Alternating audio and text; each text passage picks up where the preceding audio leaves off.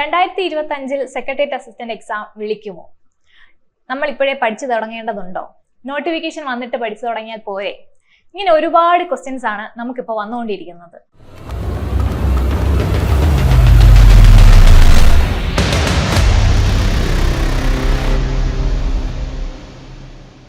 നമസ്കാരം, challenger ആപ്പിന്റെ YouTube ചാനലിലേക്ക് എല്ലാവർക്കും സ്വാഗതം. നമ്മൾ ഇന്ന് നോക്കാൻ പോകുന്നത് ഒരുപാട് ക്വസ്റ്റ്യൻസിന്റെ ആൻസർ ആയിട്ടാണ് ഞാനിവിടെ ഇന്ന് വന്നിരിക്കുന്നത്. 2025 സെക്രട്ടേറിയറ്റ് അസിസ്റ്റന്റ് എക്സാം അത് വിളിക്കുമോ? അതിന്റെ നോട്ടിഫിക്കേഷൻ വരുമോ? വന്നിട്ട് പഠിച്ചു തുടങ്ങിയാൽ മതിയോ? ഇപ്പോഴേ പഠിച്ചു തുടങ്ങണോ? ഇതൊക്കെയാണ് എല്ലാവരുടെയും കൺസേൺ. ഇപ്പൊ എല്ലാവരും LDC പ്രിപ്പറേഷനിലായിരിക്കും. എല്ലാവരും LDC നന്നായിട്ട് പ്രിപ്പയർ ചെയ്യുക, നന്നായിട്ട് എഴുതുക.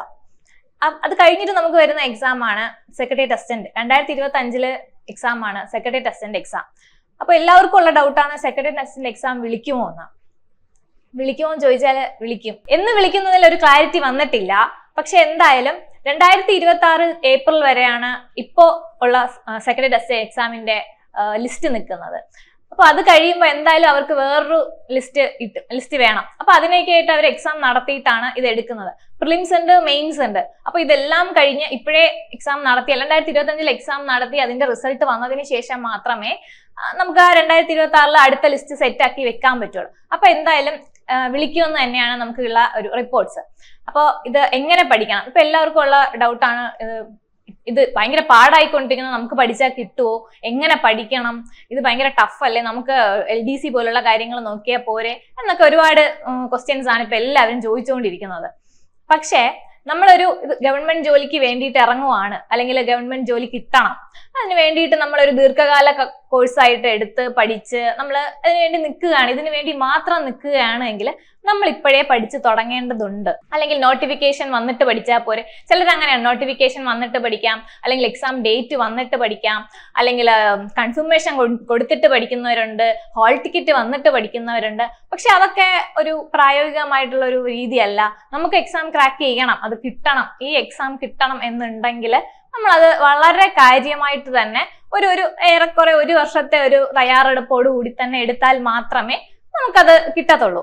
അല്ലാതെ വെറുതെ നമ്മൾ സീസണൽ എക്സാം എഴുതുന്നല്ല, ഓരോ എക്സാം വരുന്നു അപ്പൊ പഠിക്കുന്നു എഴുതുന്നു, അടുത്ത എക്സാം വരുന്നു അപ്പൊ പഠിക്കുന്നു എഴുതുന്നു, അതൊരു ശാശ്വതമായിട്ടുള്ളതല്ല. നമുക്കൊരു എക്സാം വേണം എന്ന് ഉണ്ടെങ്കിൽ നമ്മൾ അത് കൃത്യമായിട്ട് പഠിക്കണം. അപ്പൊ അതിന് വേണ്ടിയിട്ട് എല്ലാവരും അടുത്ത് 2025 നോക്കും. 2025 സെക്രട്ടേറിയറ്റ് അസിസ്റ്റന്റ് ഡിഗ്രി ലെവലിന്റെ കാര്യമാണ് പറയുന്നത്. സെക്രട്ടേറിയറ്റ് അസിസ്റ്റന്റ് എക്സാം വിളിക്കും. നമ്മൾ ഇതിന് മുന്നേ ഒരു വീഡിയോ ചെയ്തിട്ടുണ്ട്, ഏതൊക്കെ exam 10th level, +2 level, degree level ഏതൊക്കെ എക്സാം വിളിക്കും എന്നുള്ള കൃത്യമായിട്ടൊരു വീഡിയോ ചെയ്തിട്ടുണ്ട്. അപ്പൊ അതിന്റെ കമന്റ് കാരണമാണ് നമ്മളിപ്പോ സെക്രട്ടേറിയറ്റ് അസിസ്റ്റന്റ് എക്സാം വിളിക്കുമോ എന്ന് ഒരുപാട് പേര് ചോദിക്കുന്നതുകൊണ്ടാണ് നമ്മൾ ഇങ്ങനെ ഒരു വീഡിയോ ചെയ്യാമെന്ന് വിചാരിച്ചത്. അപ്പോ നമുക്ക് ആദ്യം നമ്മൾ ചെയ്തിട്ടുണ്ട് 10th ലെവലിൽ ഏതൊക്കെ എക്സാം വിളിക്കും, +2 ലെവലിൽ ഏതൊക്കെ എക്സാം വിളിക്കും, ഡിഗ്രി ലെവലിൽ സെക്രട്ടേറിയറ്റ് അസിസ്റ്റന്റ് എക്സാം മാത്രമല്ല KS ഉൾപ്പെടെയുള്ള എക്സാംസ് വിളിക്കുമെന്നാണ് നമ്മുടെ ഒരു പ്രതീക്ഷ. സെക്രട്ടേറിയറ്റ് അസിസ്റ്റന്റ് എക്സാം എന്തായാലും വിളിക്കും. അത് മാത്രമല്ല അതിന്റെ കൂടെ SI ഫോഴ്സ് ഒരുപാട് force, SI, beat forest, woman excise officer, അങ്ങനെ ഒരുപാട് എക്സാമുകൾ വിളിക്കുന്നുണ്ട്. അപ്പൊ ഞാനിത് ഇപ്പോ സെക്രട്ടേറിയറ്റ് അസിസ്റ്റന്റിന്റെ കാര്യം മാത്രമാണ് പറയുന്നത്. അപ്പോൾ മെയിൻ ആയിട്ടുള്ള കൺസേൺ ആണ് നോട്ടിഫിക്കേഷൻ വന്നിട്ട് പഠിച്ചാൽ പോരെ? നോട്ടിഫിക്കേഷൻ വന്നിട്ട് പഠിച്ചാൽ നമുക്ക് ചിലപ്പോൾ PSCയുടെ കാര്യമാണല്ലോ, അപ്പൊ അവര് എത്ര മാസം മുന്നെയാണ് നോട്ടിഫിക്കേഷൻ ഇടുന്നത് നമുക്ക് പറയാൻ പറ്റത്തില്ല. അപ്പൊ നമ്മൾ എന്ത് ചെയ്യണം? നേരത്തെ ഒന്ന് പഠിച്ചു തുടങ്ങണം. ഇത് ഡിഗ്രിയാണ്, സാധാ എക്സാം അല്ല എന്നുള്ളൊരു ബോധത്തോടു കൂടി തന്നെ നമ്മൾ പഠിച്ചാൽ മാത്രമേ നമുക്കിത് കിട്ടത്തുള്ളൂ. അപ്പൊ നോട്ടിഫിക്കേഷൻ എനിക്ക് തോന്നുന്നു ഒക്ടോബർ കഴിഞ്ഞിട്ട്, ഉടനെയല്ല, ഒക്ടോബർ കഴിഞ്ഞിട്ട് അല്ലെങ്കിൽ 2024 അവസാനത്തോടു കൂടി നമുക്കൊരു നോട്ടിഫിക്കേഷൻ പ്രതീക്ഷിക്കാം. എല്ലാ നോട്ടിഫിക്കേഷനും ഒരുമിച്ചായിരിക്കും ചിലപ്പോൾ വരിക, ചിലപ്പോൾ എല്ലാ എക്സാമിന്റെയും പ്രിലിംസ് ഒരുമിച്ചായിരിക്കും നടത്തുക. അത് അവരുടെ എന്താന്ന് വെച്ചാൽ അവരങ്ങനെ ചെയ്യും. അപ്പോൾ നോട്ടിഫിക്കേഷൻ ഒരു ഒക്ടോബർ കഴിഞ്ഞിട്ട് നമുക്ക് പ്രതീക്ഷിക്കാവുന്നതാണ്. പക്ഷെ അതിന് മുന്നേ നമ്മൾ എന്ത് ചെയ്യണം? പഠിച്ചിരിക്കണം. അതുപോലെ എക്സാം പാറ്റേൺ എങ്ങനെയാണ്? ഇപ്പോ നിങ്ങൾക്കറിയാം, കുറച്ച് ഡിഗ്രി ലെവൽ കുറച്ച് ബുദ്ധിമുട്ടാണ്. അപ്പൊ ഇനി നമുക്ക് ബേസ് ഇല്ല, അപ്പൊ എന്നെ കൊണ്ട് പഠിച്ചാൽ പറ്റില്ല, ഞാൻ ജോലിക്ക് പോകുന്നുണ്ട്, അപ്പൊ അങ്ങനെ അതിന്റെ കൂടെ ഇത് പഠിച്ചാൽ കിട്ടുമോ എനിക്ക്? അങ്ങനെയുള്ള ഒരുപാട് പേര് ചോദിക്കുന്നുണ്ട്. ഇത് ഇത്രയും വാസ്റ്റ് ആയിട്ട് പഠിക്കാനുണ്ട്, സിലബസ് ഇങ്ങനെ കിടക്കുന്നു, സ്റ്റേറ്റ്മെന്റ് ക്വസ്റ്റ്യൻസ് ആണ്, അങ്ങനെയുള്ള ഒരുപാട് ചോദ്യങ്ങൾ ചോദിക്കുന്നുണ്ട് ഉദ്യോഗാർത്ഥികൾ. അപ്പോ നമ്മൾ എക്സാം പാറ്റേൺ എന്താണെന്ന് മനസ്സിലാക്കി പഠിച്ചു കഴിഞ്ഞാൽ എന്തായാലും എല്ലാവരും എടുക്കില്ലെങ്കിലും കുറച്ച് പേര് എടുക്കുമല്ലോ, കുറച്ച് പേര് ലിസ്റ്റിൽ വരുമല്ലോ. അത് നമ്മളായിക്കൂടാന്നില്ല. അതുകൊണ്ട് നമ്മൾ എന്ത് ചെയ്യുക? നന്നായിട്ട് പഠിച്ചാൽ എക്സാം പാറ്റേൺ മനസ്സിലാക്കി പഠിക്കണം. അപ്പോൾ എക്സാം പാറ്റേൺ എന്ന് പറഞ്ഞാൽ എന്തായിരിക്കും? പ്രിലിംസും ഉണ്ടാവും, മെയിൻസും ഉണ്ടാവും. എന്തായാലും ഒരു ഡിഗ്രി ലെവൽ എക്സാം ആണ്, അപ്പോൾ അതിൻ്റെതായ ഒരു സ്റ്റാൻഡേർഡ് അവർ കീപ്പ് ചെയ്യുന്നുണ്ട്. പ്രിലിംസും മെയിൻസും എന്തായാലും ഉണ്ടാവും. അപ്പോൾ ഇങ്ങനെ ഒരു ഇന്റർവ്യൂ അങ്ങനെ ഡിസ്ക്രിപ്റ്റീവ് അങ്ങനെയൊന്നും ഉണ്ടാവാൻ ഒരു ചാൻസും ഇല്ല, ഇതുവരെ ഇല്ല. അപ്പോൾ പ്രിലിംസ് പഠിക്കുക, മെയിൻസ് പഠിക്കുക. അപ്പോൾ എല്ലാവരും പ്രിലിംസിന് വേണ്ടി മാത്രം പഠിക്കും. ഡിഗ്രി എക്സാം നോട്ടിഫിക്കേഷൻ വന്നു കഴിഞ്ഞിട്ട് പ്രിലിംസിന് വേണ്ടി മാത്രം പഠിക്കും. പ്രിലിംസ് പഠിച്ചു കഴിഞ്ഞിട്ട് ചിലപ്പോൾ പ്രിലിംസ് കിട്ടും, ചിലപ്പോൾ പ്രിലിംസ് കിട്ടില്ല. അപ്പോൾ കിട്ടാത്തവർ വേണ്ട എന്ന് പറഞ്ഞു പോകും. കിട്ടിയവരെന്ത് ചെയ്യും? അതിന് ശേഷമായിരിക്കും, റിസൾട്ട് വന്നതിന് ശേഷമായിരിക്കും മെയിൻസിന് വേണ്ടി നമ്മൾ പ്രിപ്പയർ ചെയ്യുന്നത്. അതിന് 1-2 മാസമേ കാണത്തുള്ളൂ. 1-2 മാസം കൊണ്ട് ഇത്രയും സിലബസ് പഠിച്ചു തീർക്കാൻ നമുക്ക് പറ്റത്തില്ല. നമ്മൾ പഠിക്കുമ്പോൾ പ്രിലിംസിനും മെയിൻസിനും വേണ്ടി പഠിക്കുക, മൊത്തത്തിൽ അങ്ങ് പഠിക്കുക. മെയിൻസിന് ഒരു കുറച്ച് സ്പെഷ്യൽ ടോപ്പിക് ഉണ്ട്, അത് പ്രിലിംസ് കിട്ടിയതിന് ശേഷം പഠിച്ചാലും മതി. പക്ഷേ പ്രിലിംസും മെയിൻസും മൊത്തത്തിലുള്ള ജനറൽ നോളജ് എല്ലാം നമ്മൾ ഒരുമിച്ച് പഠിച്ച്, പ്രിലിംസ് ചിലപ്പോൾ എന്താ ഇംഗ്ലീഷ്, മലയാളം, മാത്സ് ഒരു 50 മാർക്കിനായതുകൊണ്ട് അവർക്ക് ചിലപ്പോൾ പെട്ടെന്ന് കിട്ടാൻ അത് സയൻസ് മേഖലകളിൽ നിന്ന് വരുന്നവർക്ക് അത് കുറച്ച് പെട്ടെന്ന് എളുപ്പമായി തോന്നുകയും അതുകൊണ്ട് അവർക്ക് പ്രിലിംസ് കിട്ടാൻ. പക്ഷെ ഇത് മാത്രം പഠിച്ച് നമുക്ക് പ്രിലിംസ് എഴുതാൻ പറ്റില്ല. ഇത് കഴിഞ്ഞ് പ്രിലിംസ് കിട്ടിക്കഴിഞ്ഞാൽ മെയിൻസിന്റെ എക്സാമിന് ഇത് മാത്രമല്ല സ്പെഷ്യൽ ടോപ്പിക്സ് വരുന്നുണ്ട്. അപ്പൊ ആ സ്പെഷ്യൽ ടോപ്പിക്ക് പഠിക്കണമെങ്കിൽ നമ്മൾ എന്ത് ചെയ്യണം? ആദ്യം മുതലേ തന്നെ, തുടക്കത്തിൽ തന്നെ എല്ലാം ഒരുമിച്ച് കൊണ്ടുപോയാലേ പറ്റൂ. എല്ലാം, അതായത് ജനറൽ നോളജ്, മാത്സ്, ഇംഗ്ലീഷ് എല്ലാം, ഇതിൽ ഉൾപ്പെട്ട എല്ലാം ഒരുമിച്ച് പഠിച്ചാൽ മതി. സ്പെഷ്യൽ ടോപ്പിക് എന്ന് പറഞ്ഞിട്ട് കുറച്ച് സംഭവങ്ങൾ ടോപ്പിക് അവർ പ്രത്യേകം തന്നിട്ടുണ്ടോ മെയിൻസിന്, അത് കുറച്ച് പ്രിലിംസ് കിട്ടി കഴിഞ്ഞതിന് ശേഷം പഠിച്ചാൽ മതി. പക്ഷെ നമ്മൾ മൊത്തം നമുക്ക് എന്താണ്? എക്സാം കിട്ടണം, ജോലി കിട്ടണം എന്നുള്ള രീതിയിൽ തന്നെ പഠിക്കണം. അടുത്തായിട്ട് പറയുന്നത് സിലബസ് ആണ്. സിലബസ് എങ്ങനെ? നമുക്കിപ്പോ ഒരു സിലബസ് ഉണ്ട് നമ്മുടെ കയ്യിൽ, കാരണം ഇപ്പൊ കഴിഞ്ഞ എക്സാമിന്റെ ഒരു സിലബസ് ഉണ്ട്. അത് വെച്ച് തന്നെയാണ് നമ്മൾ എന്തായാലും പ്രിപ്പയർ ചെയ്യാൻ പോകുന്നത്. നോട്ടിഫിക്കേഷൻ വന്നതിന് ശേഷം മാത്രം PSC പുതിയൊരു സിലബസ് ആണെങ്കിൽ പുതിയൊരു സിലബസ് ഇടും, അല്ലെങ്കിൽ ഈ സിലബസ് തന്നെയായിരിക്കും കണ്ടിന്യൂ ചെയ്യുന്നത്. അപ്പം ഈ സിലബസ് എന്താണ്, എന്തൊക്കെയാണ് വരുന്നത്, അത് കൃത്യമായിട്ട് നമ്മൾ വെറുതെ റാങ്ക് ഫയൽ വാങ്ങിച്ചു വയ്ക്കുന്നു, അത് പഠിക്കുന്നു, ഇത് പഠിക്കുന്നു, പക്ഷെ എക്സാമിന് വരുന്നില്ല എന്നൊക്കെയാണ് പറയുന്നത്. സിലബസ് കൃത്യമായി പഠിക്കുക, സ്റ്റേറ്റ്മെന്റ് ക്വസ്റ്റ്യൻസ് കൃത്യമായി പഠിക്കുക, വ്യക്തതയോടുകൂടി ഡീപ്പായി പഠിക്കുക. ഒരു കാര്യം പഠിക്കുമ്പോൾ അത് കണക്ട് ചെയ്ത് ഡീപ്പായിട്ട് ഒരു പോർഷൻ പഠിക്കുകയാണ്. ഇപ്പൊ ഭരണഘടന പഠിക്കുകയാണെങ്കിൽ ഭരണഘടനയിൽ പിന്നെ അതിൽ നിങ്ങൾക്ക് ഒരു ഡൗട്ട് ഉണ്ടാവരുത്.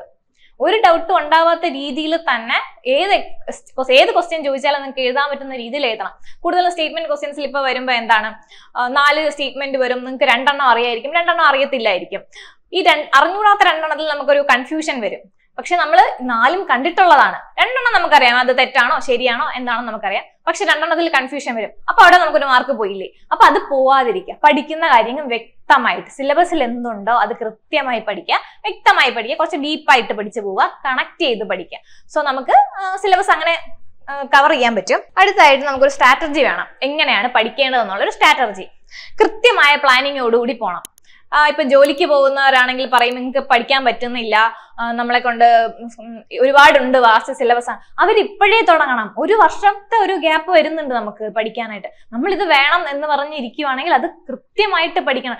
ഞാൻ നേരത്തെ പറഞ്ഞാൽ നമ്മളൊരു സീസണൽ എക്സാം എഴുതാൻ വേണ്ടിയിട്ടുള്ള ആളായിരുന്നു. ഒരു എക്സാം വരുന്നു, അതിന് പഠിക്കുന്നു, കിട്ടിയില്ല, അടുത്തത് വരുന്നു, അങ്ങനെ പഠിച്ചിട്ട് കാര്യമില്ല. നമ്മൾ ഏത് എക്സാമാണോ എഴുതുന്നത് നമ്മളിപ്പം ഇതിന് വേണ്ടി ഇറങ്ങി തിരിച്ചിരിക്കുകയാണ്.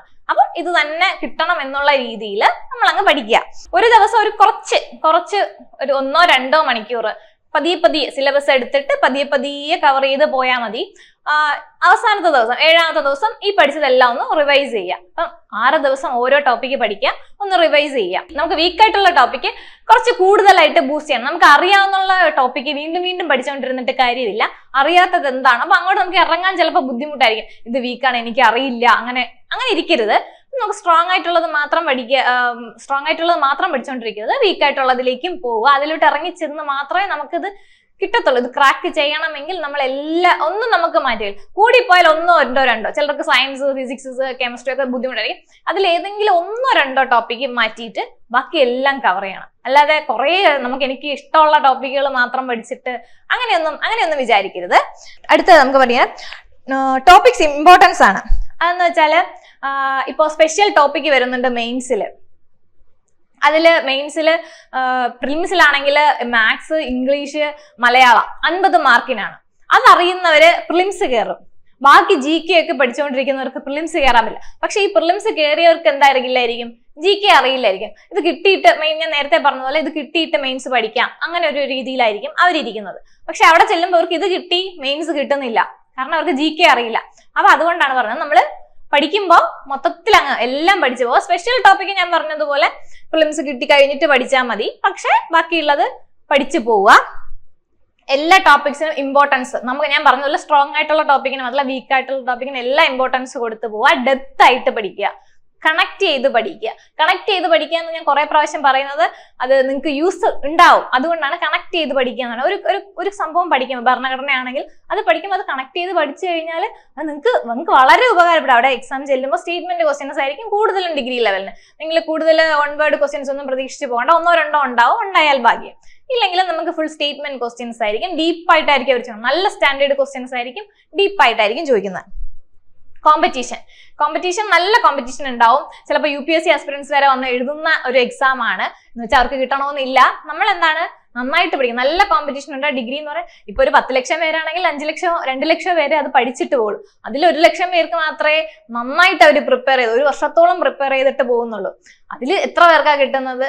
ലിസ്റ്റിൽ വരുമ്പോൾ ഒരു 10,000 പേരുടെ ലിസ്റ്റ് ആയിരിക്കും വരുന്നത്. അപ്പൊ എന്ത് ചെയ്യാ, നല്ല വെറുതെ ലിസ്റ്റിൽ വന്നിട്ട് കാര്യമില്ല. ഞാൻ അവസാനത്തെ ലിസ്റ്റിൽ വന്നു, ഞാൻ 1000 പേരുടെ ലിസ്റ്റിൽ ഞാൻ 1000 വന്നത്, അങ്ങനെ പറഞ്ഞിട്ട് കാര്യമില്ല. നമുക്ക് 1 അല്ലെങ്കിൽ ഒരു 50-നകത്ത് ജോലി കിട്ടണം, ആ ഒരു രീതിയിലുള്ള ലിസ്റ്റിലേക്ക് വരാൻ വേണ്ടിയിട്ട് നമ്മൾ ശ്രമിക്കാം. അപ്പോൾ എക്സാം പാറ്റേൺ എങ്ങനെയാണ്, സ്ട്രാറ്റജി എങ്ങനെയാണ്, സ്റ്റഡി പ്ലാൻ എങ്ങനെയാണ്, ഏതൊക്കെ ടോപ്പിക്കിന് എത്ര വെയിറ്റേജ് ഉണ്ട്, എത്ര മാർക്ക് ഉണ്ട്, ഏതൊക്കെ ടോപ്പിക്കിന് ഇമ്പോർട്ടൻസ് കൊടുക്കണം, അങ്ങനെയൊക്കെയുള്ള വീഡിയോസ് നമ്മൾ ബാക്കി വഴിയെ ചെയ്യുന്നുണ്ട്.